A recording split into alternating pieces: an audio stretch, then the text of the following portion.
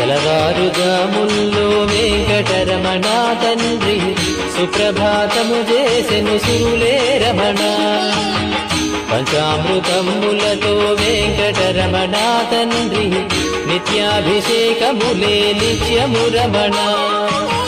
వజ్రమకుటంబుతోను వెంకటరమణ తండ్రి శంకు చక్రధారుడవే తిరుమల రమణ. మూడు నామాలతోను వెంకటరమణ తండ్రి ముల్లోకములు ఏడడి మూర్తి విరమణ.